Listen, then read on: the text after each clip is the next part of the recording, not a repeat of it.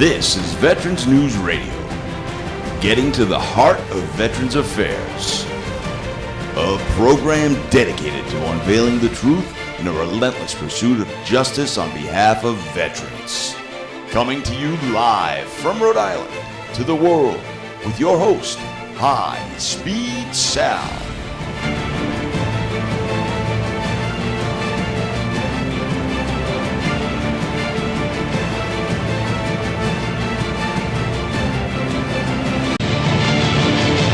Welcome back to Veterans News Radio, right here in Woonsocket, Rhode Island on 1380 WNRI and veteransnewsradio.com. Well, good evening, brothers and sisters. Been having an interesting week.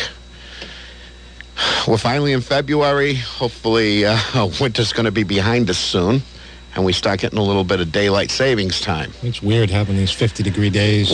Rain. No, 67 the other day. Yeah. 67, downtown Providence. I couldn't believe it, but anyway, maybe there is some truth behind global warming. Anyway, that's to all of them out there that think differently. Anyway, today in military history, you may not even know this one. Dennis and my co-host, Dennis. Good evening. Devil Dog Holbert. This day, February 3rd, in 1852, the U.S. Marine Corps landed in Buenos Aires to protect American lives. Interesting how that comes up, because that's the way we've always been, or at least the way we used to always be.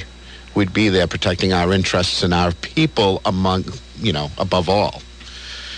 Unfortunately, people don't understand that's what part of the military is about. I remember being in different places myself, like Albania and what have you, pulling out American citizens when they were going through their issues back in the 90s and bringing them back to safety, actually even getting shot at. But, people just need to realize that that's what we're there for.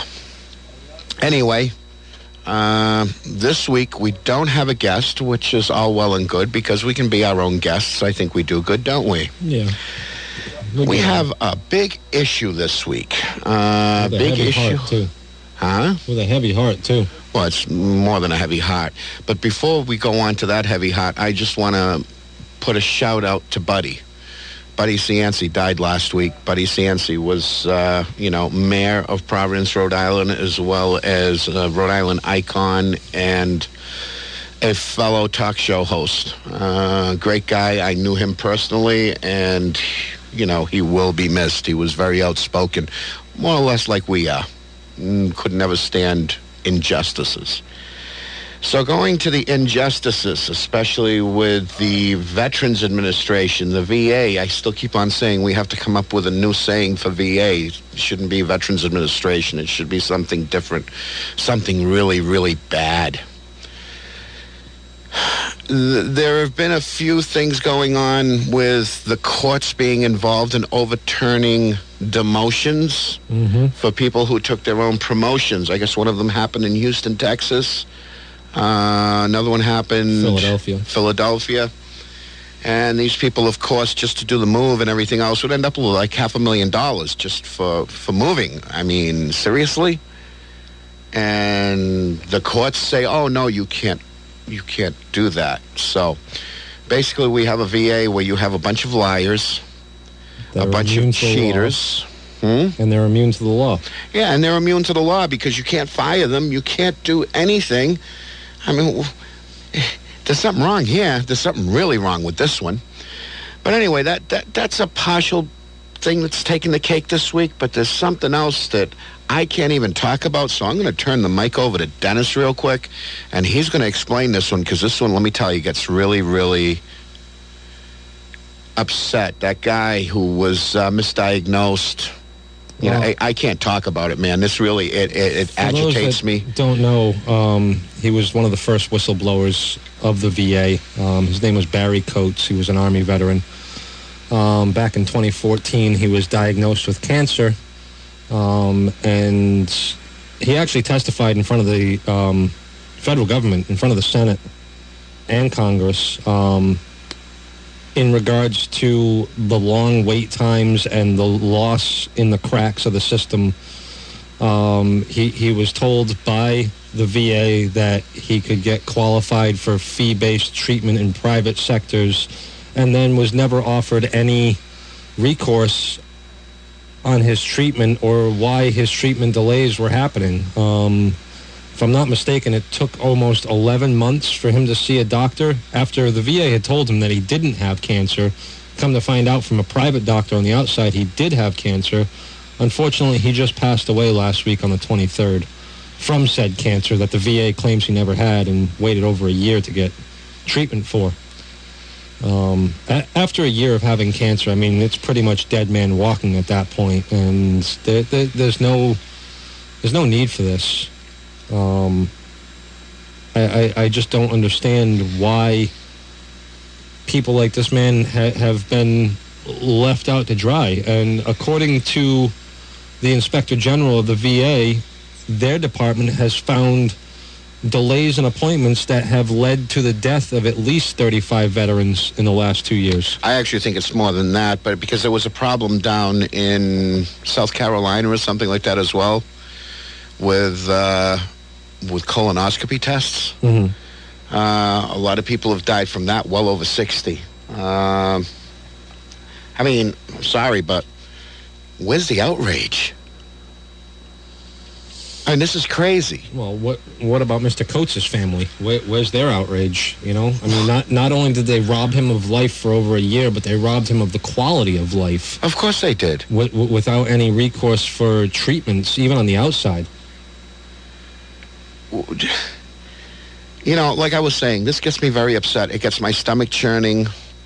I really feel like I have to go and get sick right now. Just hearing this. This is how I feel. This is why I am sitting in this chair right now. And I'm sitting here with my brother Dennis.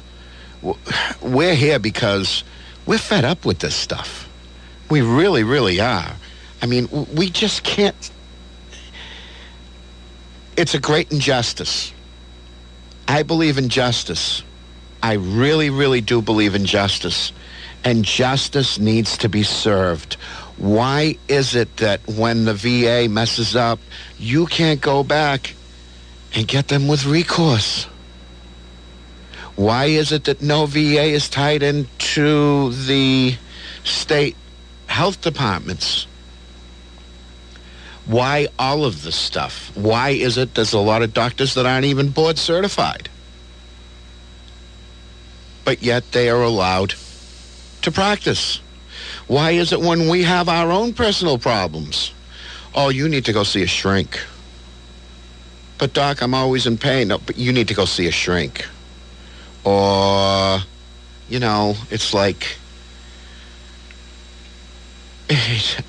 I'm speechless, man. I'm sorry. I'm sorry, everybody out there, too. This is getting me very upset. Well, in the words of Representative Jeff Miller last week from Florida, he's chairman on the House Veterans Committee. I mean, I know Jeff, actually. I'm actually going to see him. He called this recent scandal with the VA a twist of tragic comedy. You know, he also went on to say that by now there should be no doubt whatsoever that our federal civil service system is in need of drastic reform. And he's right. Drastic reform? Drastic reform. No. It doesn't need drastic reform. It needs to get knocked down and rebuilt. It needs to get rid of everyone that's in there and send new people in. I mean, geez, I can understand stupid stuff like this happening in other countries, but not the United States. In other countries where there's no accountability. They just had something, and I can throw out Italy because I'm tied in with their news and everything else. Which, by the way, Veterans News Radio is also being listened to in Italy, in Vicenza, as well as Sigonella. I found out. We got a couple of emails on that. So we have our own servicemen and women listening in. So thank you very much for your support, and stay safe out there. We're always thinking of you. But we turn around and you have, like in Italy, they had something going on where they actually put cameras up where people would put their cards in, their pay cards, and then just leave and go do groceries or whatever. They actually ended up following them around and everything else. Do we have to get to this point? Because I will. We have to turn around and we have to get these people out. We have to show we have to show the rest of the country what's going on. And if we can't do it peacefully, in a peaceful type of way, we have to do it in a shameful type of way. We need to shame these people. These people have no right to be working for us. It's not the other way around. It's us. And I'm sure there's a lot of veterans out there that are probably listening right now, and I'm sure you guys are upset, and I'm sure you guys must have the same type of story as well. I mean, I'd love to hear them. I'd love to see what's going on out there, and we need to fix this.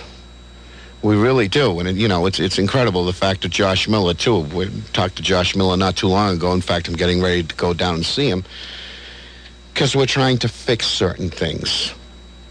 But, you know, me, myself, as one person can't do it. We have to unite, get together, and go after the whole situation. Well, there was some breaking news today, actually, this morning. Congress is voting on whether or not to spend the $2.7 billion for a new Hep C drug for the VA. You know, the Food and Drug Administration are calling this the wonder drug, and it should be able to cure, if not eradicate, hepatitis C in the almost 200,000 U.S. veterans that have it. And Congress is sitting there debating over a price tag. Well, a price tag, or how much money are they going to get in their pocket in order to let this thing out? Because you know how lobbyists work. Right. You know, we know how this works. We know how pharmaceuticals work. Yeah, it's something that can help you. Wow. What are you waiting for? What are you people waiting for? You know, when it was the banks that were going down, oh, right away, bailout. Well, let's stop bailing out the American people. The American people. Yeah.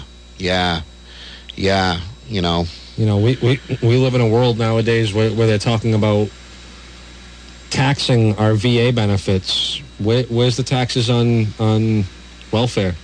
Where's the taxes on Social Security? Don't get me started. We're going to go after the veterans benefits. I'm going to say things that are going to be stupid, and they're going to kick me out of this radio station. The FCC will come and find me because I'll get going with it, you know.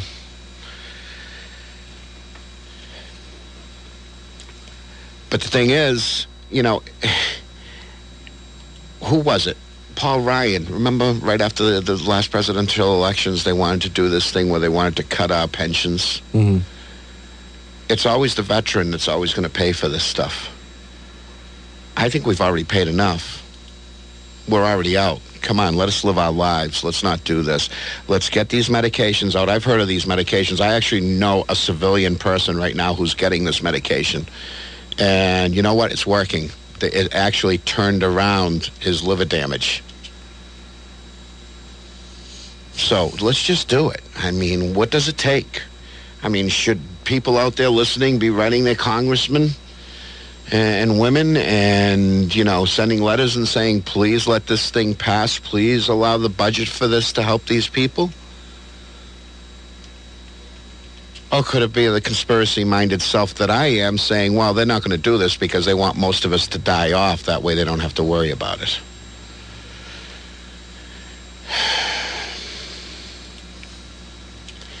Sorry, guys, but this really got me going. Anyway, if anyone out there has, you know, a story to add on to this stuff, you know, give us a call. And I'd really like to hear it. And our number here is 401-766-1380. You can also reach us toll-free, 1-800-949-WNRI. So, we've got that outrage. There's something else that DOD is doing as well that I find very interesting, and I'm more or less saying go right ahead and do it. Well, as of last night, the DOD has asked Congress to re-review their laws. For many that might not know, men of fighting age i.e. 18 plus in this country, are required to register for the draft. Well, in recent events of women joining frontline combat roles, now the DOD has requested Congress to begin making equality all across the board and make women register for the draft.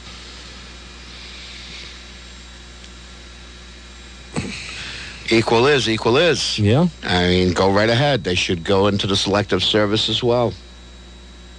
That's how it is. We all have our different thoughts about it and everything else, but however, this is what they should do. I mean, every able-bodied citizen, I don't care, man, woman, whatever, should actually be there at a moment's notice when the country needs you. You know, especially if we're having issues. And no, I'm not saying to go fight other people's wars, because I'm really not into that anymore myself. But that's another interesting point, and I'd really like to hear from people about that, too. I mean, if you're a young woman...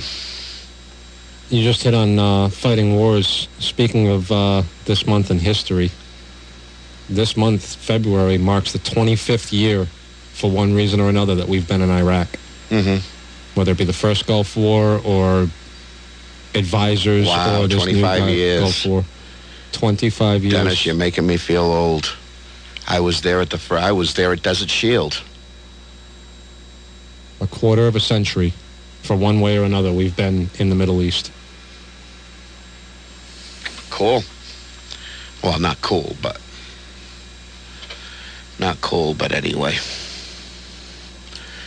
All right, other than that, I think something we touched on before needs to get rehashed about the two administrators that we were talking about. Mm-hmm. You know, the money that they make, the scandals that they have put veterans through. It's so pretty much, as I understand it, they forced other administrators or managers to move into a different job so that they could essentially demote themselves into an easier job with less responsibility, yet still make the same pay. Well, it looks like we have a caller.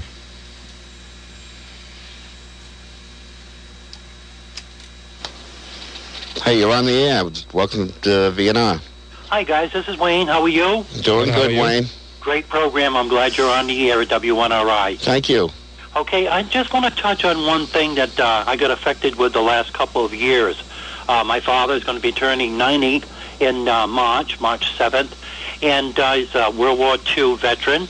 Mm-hmm. And he got exposed on the very first start of the program of the Honor Flight program out of Rhode Island, where the Fire Chiefs Association picked up the tab, all with donations, without any federal or state funding, and started this program to give the Second World War II veterans a chance to get down to Washington. And what a fantastic program, and it was the time of his life. Well, I'm sure it was. Now, each chief took in one from their town, and, was there like their personal guardian, wheelchair accessible. The airports went absolutely overboard, and they got met with a police escort by motorcycles on the other end. Good. What a tremendous program. Now, they're supposed to keep continuing that as the last surviving World War II veterans, and it's evaporating every day, about 700 veterans every day. They will then switch to the Korean War veterans, and then keep it going that way, and then the Vietnam veterans for the different memorials around. And what a tremendous program without a single taxpayer's dollars. I think that's wonderful. Yeah, in this day and age, when everybody's looking for a handout, this is absolutely fantastic. Now, they were involved during the government shutdown, too. Is that correct? I remember they had brought them down to Washington. Oh, I think this is a nonstop thing. The airlines are involved, too. The airline pony up. Yep. It's unbelievable how every one of these companies just all pitch in. You'd be surprised when, you turn around and you go out there and you say you're a veteran or you know a veteran or something like that. God bless everybody. Let me tell you, they really, most people care. Well, we should do more, but I just wanted to let the public know that if they have an elderly World War II veteran in their house that, is leery of going out for the activities on Memorial Days and stuff like that, if they are able, even in a wheelchair, these volunteers will pitch in and give them a chance to get down to Washington to see this. That's great. Do you have information on these people? It's right on the computer. It's the Honor Flight System. It's a nationwide program. It started out in Seattle years ago, and I think Rhode Island became the 37th state at that time 2 years ago. Okay. That participated in it. Cool. Yeah, it's a huge program, and it's one of the best programs I ever personally got exposed to in my life. When the guys came home, there was high school bands at the Warwick Terminal waiting for them, and they came back that night at 12:15. Wow. And there was the high school kids and kids that sent essay letters and stuff like that to veterans in their classes. It was just enormous, really good. Fantastic. Okay, I just wanted to get that on the air and let people know. Wayne, that. we really appreciate that. And actually, we're going to look into this, and I'll see on having them on the show, and they can put out their word as well, because that's what we're all about. Thank you very much. It's a great show, and keep up the good work. Thanks. Have a good evening. Have a great night.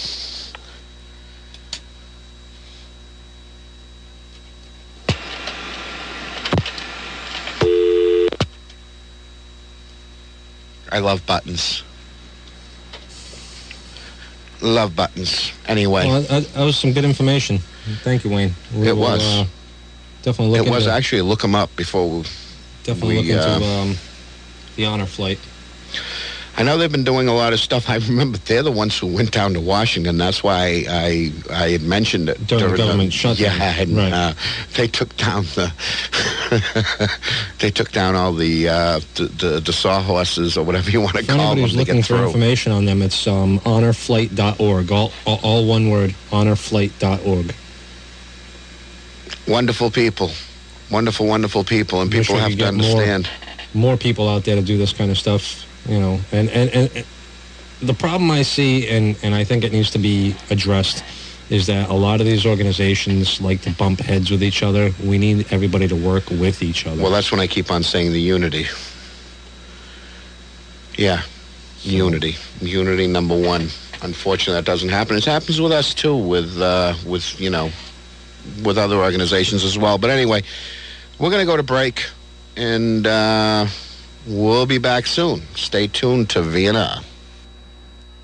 Veterans News Radio, brought to you by Mid-State Gun Company, 1200 Tioga Avenue in Cranston. They are a full-service firearms retailer for the state of Rhode Island. Mid-State offers a full line of firearms and accessories, from the industry classics to its latest innovations. They stock handguns, rifles, shotguns, and black powder. Their available accessories span from targets to cleaning supplies, cases to storage, ammo, mags, loaders, and more. Mid-State also buys, consigns, and trades firearms. And they also offer Rhode Island Blue Card Test. Mid-State Gun Company proudly presents to you Rhode Island's first public indoor firing range, including 12 25-yard rifle and pistol lanes. Come shoot in our safe and comfortable atmosphere. Mid-State also offers a variety of classes and instruction. So whether you're new to the sport or a serious competitor, stop by Mid-State Guns, 1200 Tioga Avenue in Cranston, Rhode Island, or call 401-615-0669. Open Monday through Saturday 9 to 9 and Sunday 10 to 5. Mid-State Gun Company, proud sponsor of Veterans News Radio.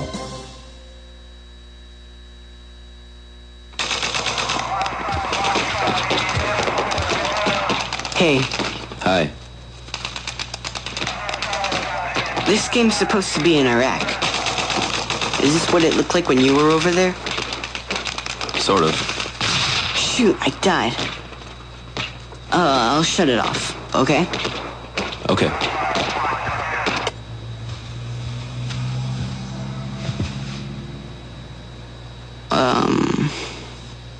Grandpa called earlier. Mm-hmm.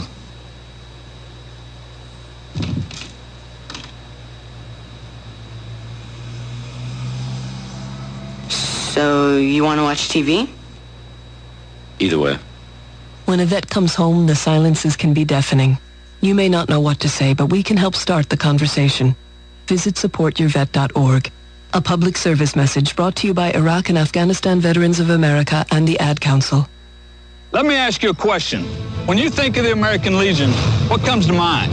Is it our assistance programs that help the spouses and children of our fallen soldiers keep food on the table? I'm working to help the families of our fallen soldiers know that they are supported and taken care of. I am the American Legion. For nearly 100 years, the American Legion has been our nation's leading advocate for veterans and their families. I am the American Legion. This is today's American Legion. To learn more, visit legion.org. I'm retired United States Army Staff Sergeant Travis Mills. My motto has always been, never give up, never quit. That belief got me through high school, the Army, and my recovery. And it's a motto shared with my fellow veterans. They finished their military service, but they're not close to quitting. They're back home and ready to get to work. They've got what it takes. You can give them the opportunity. America's veterans. Hire the best. Access their experience with Easter Seals.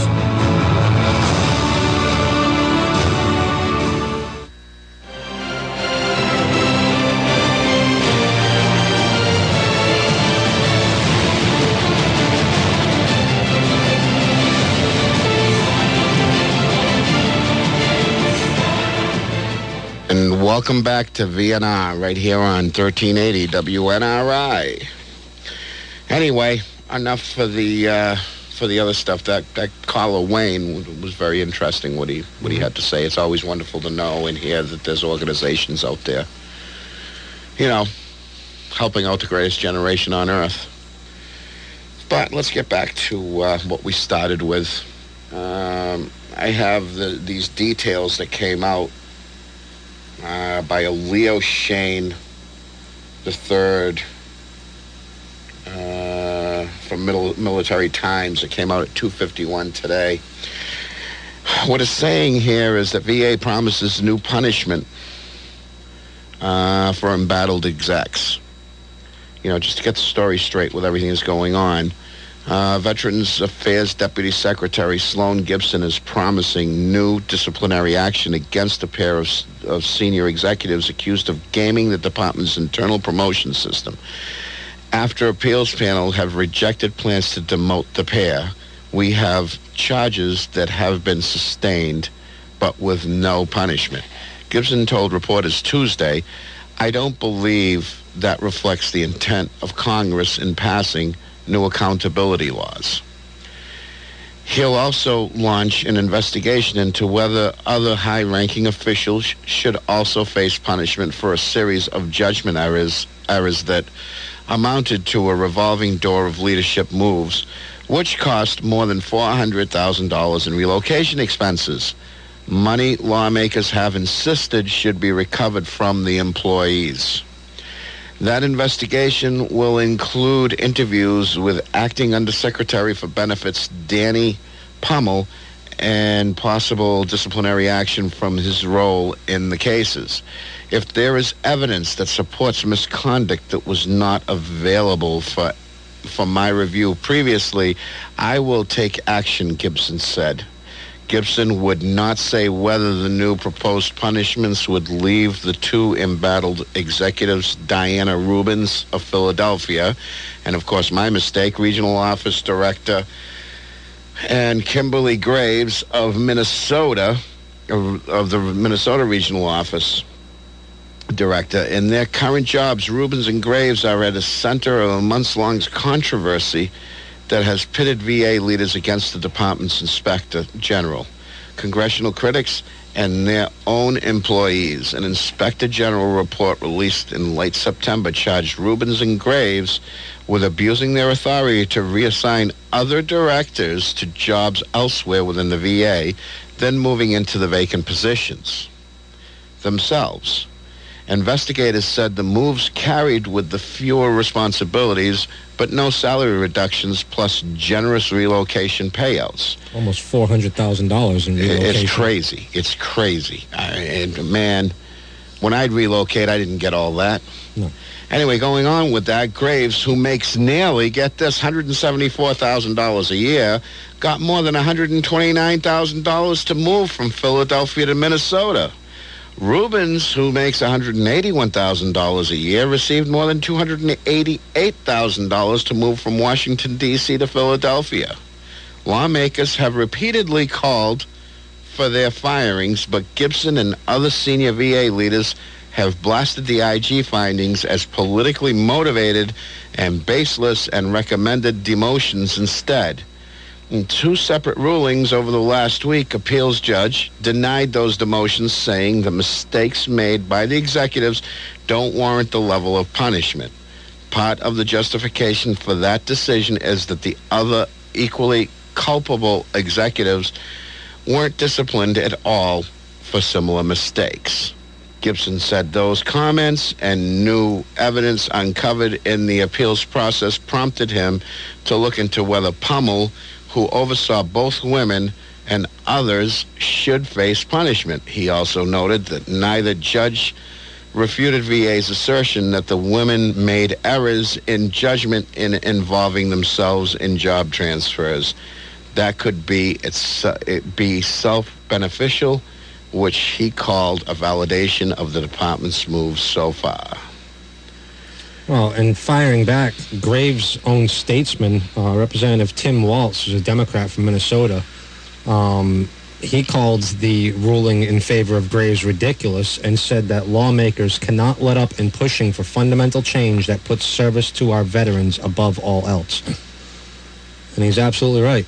Lawmakers need to stop giving immunity to high-ranking officials just because of the seat that they hold. I have an idea.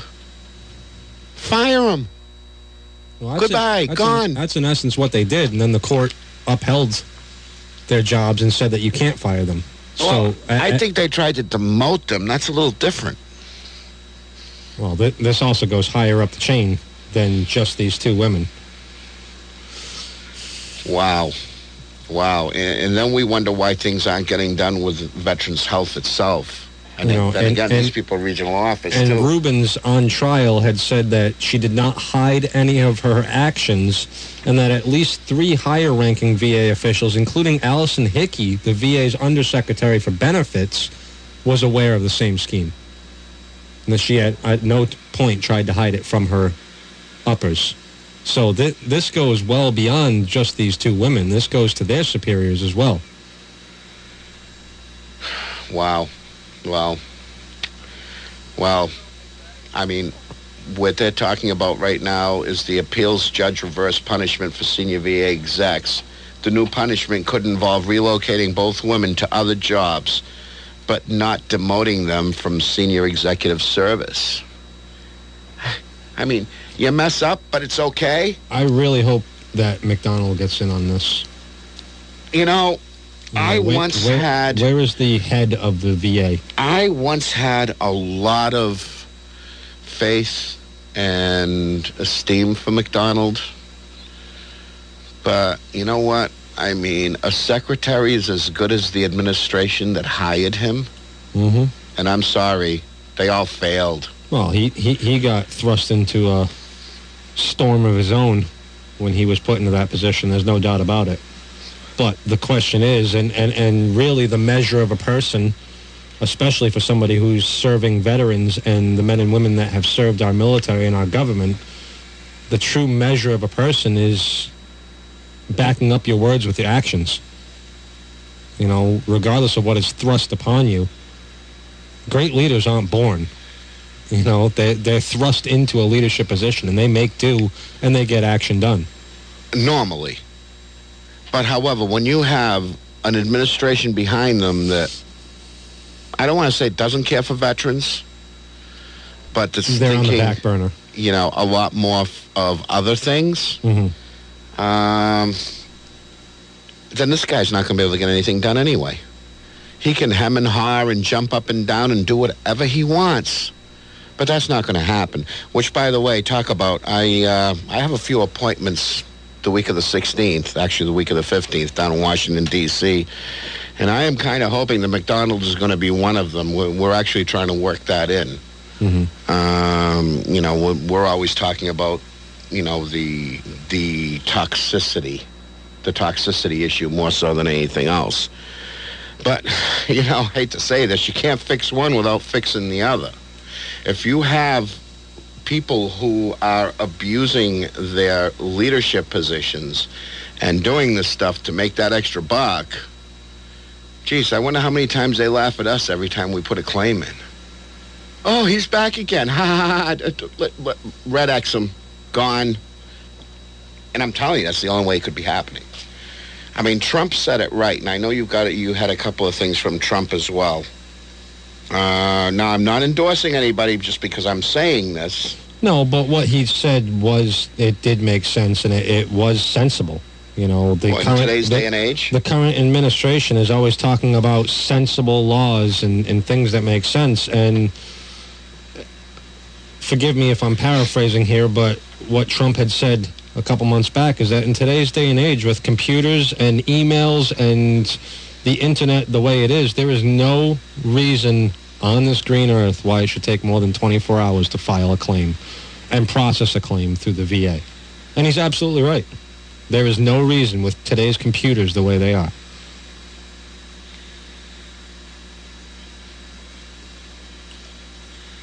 Yeah. You know the best thing to do is we need to get everybody together. We need to go there and demand accountability. Dennis, they work for us. We go to them for our lives. Mm-hmm. We go to them for, our well-being, our medications, our this, our that, and everything else.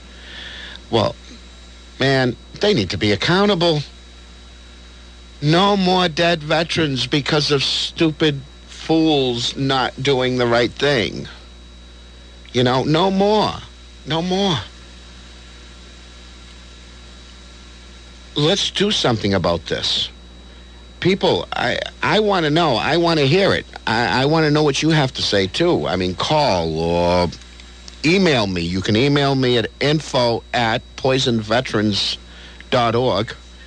I want ideas. We have to find a way to get this word out and to get these people on the ball. Man, you remember back in the day, if we turned around and we tried to do something on our own in the military, mm-hmm. which is also just like a government job, what would happen? Wouldn't go anywhere without prior authorization. What would happen? Precisely. Now, I had also worked with the government, not just, military. As did I, as a contractor. And, and if it's like that, we'd get hung. Nothing happens when it comes to military. Nothing happens without prior authorization from the top. Well, even from a lot of different government entities, it's the same thing. Speaking of veterans, I'm seeing a pretty sad article here that just released today. Almost 60 from across the pond as well. 60 British SAS troops have been pulled out of retirement to go back to the fight against ISIS because of their skill set. They're too detrimentally costly to let go. I mean, how many more times can we thrust our sons and daughters into this? At what point do politicians outweigh the bullets that are throwing at our way? They don't. Well, they sure seem to make it. They don't. It's like that old adage, old men make war, young men fight it. And at what point is this going to end and the people that have paid that ultimate price be taken care of? I mean, guys that are already retired are being pulled out of retirement. I mean, Rhode Island, perfect example. Aren't we the state that has the most amount of deployments for National Guard troops? As a matter of fact, we are. We're the smallest state, by the way, ladies and gentlemen. Smallest state. But the most deployments for But the most National Guard. deployments, yeah. Yeah, how about that? I unfortunately know quite a few of them, and I'm saying unfortunately because I got plenty of brothers and sisters out there that are really good friends, unfortunately, because of everything they're going through.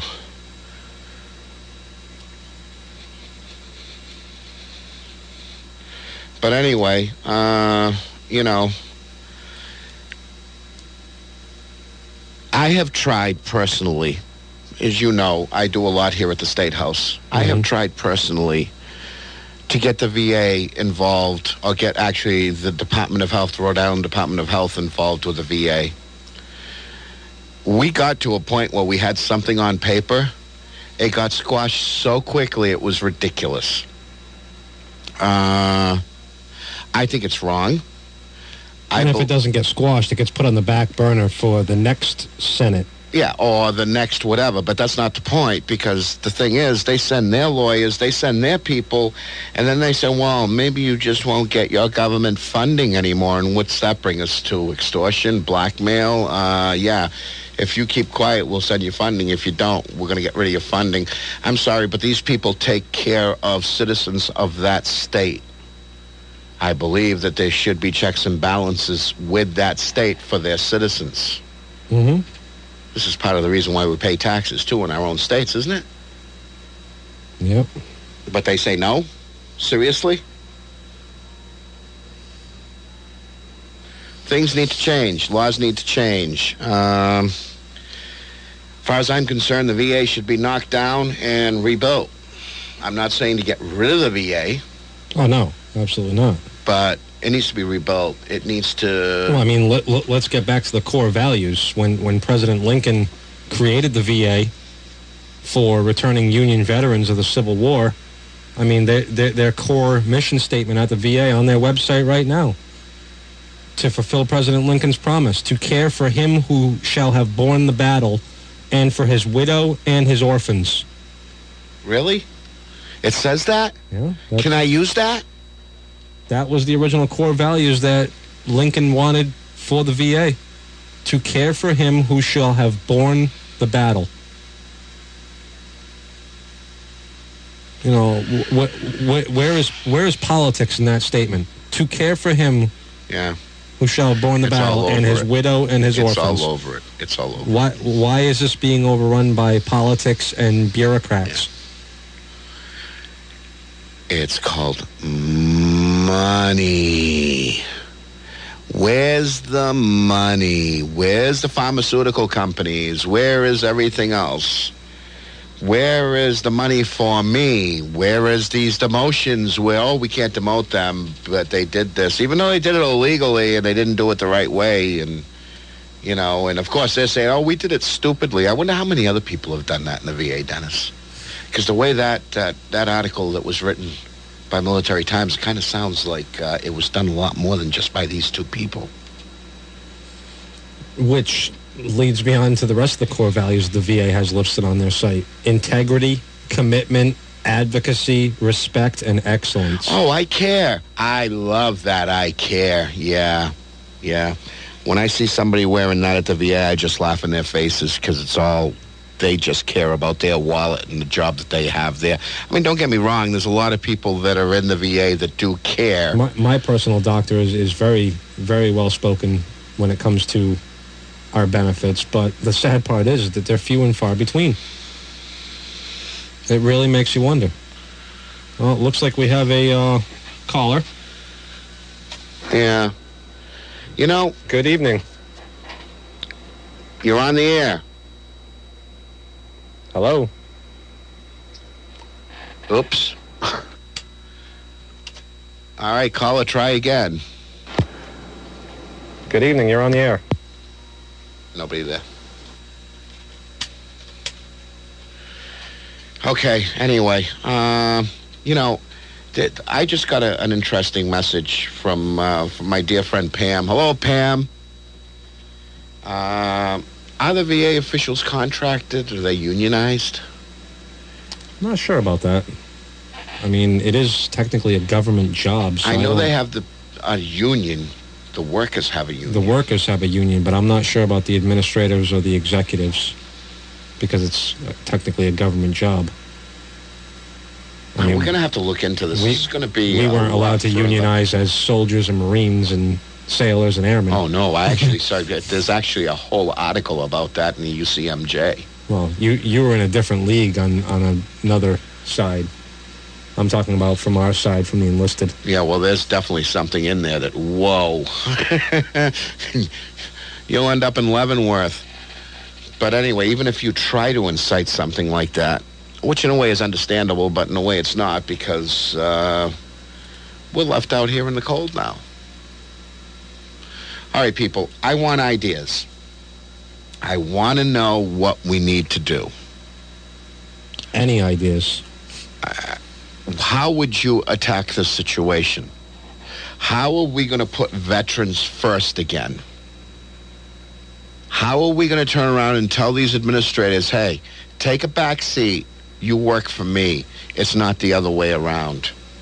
I mean, the world we live in when Mr. Coates, as we touched on at the beginning of the show, waits over a year for cancer treatment and finally died last week, God rest him. And my thoughts go out to his family. But what world do we live in that this is allowable? That this is dismissed? That Mr. Coates is going to get 15 minutes of fame and that's it?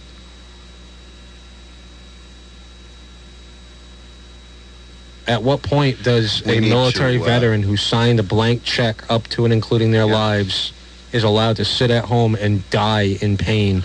We need to get in touch with his year. family. We really do. Because I'm not going to stay sitting down on this one. I'm sorry. We really need to do that. People need to hear this. People need to know what's going on. And the sad part is, and you know, the military man in him really shone when he addressed Congress, because he told them, there's no hope left for me, but fix what you can do in the future. He knew his time was up. That's a sad point. When however, very noble, and I can understand where he's coming from. You know, I say we just, you know, like I said earlier, we've got to go after them. We have to talk to them. We have to see what we can do. I don't know what else to say. I mean, I've been fighting the other points of it with the toxicity, as you know. We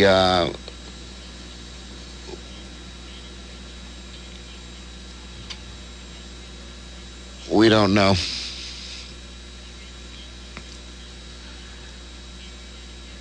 But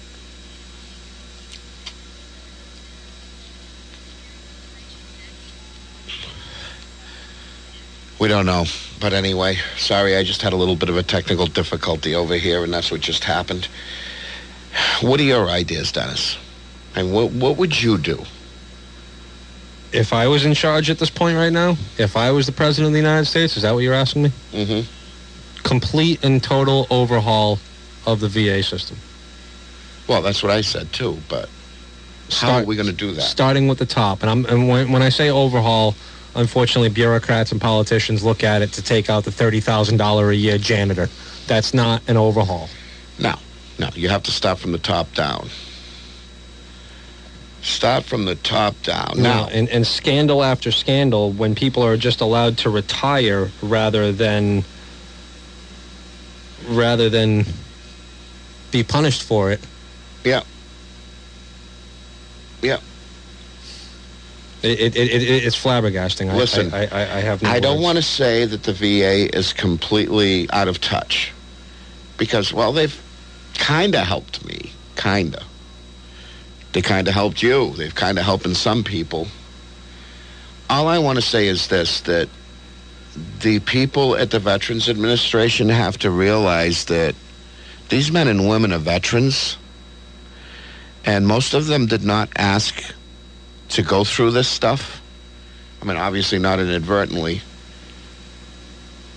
And yeah, we did sign our names on the dotted line. How many times was that? Like 375 times? I know my arm was ready to fall off. Everything in triplicate, too. Yeah.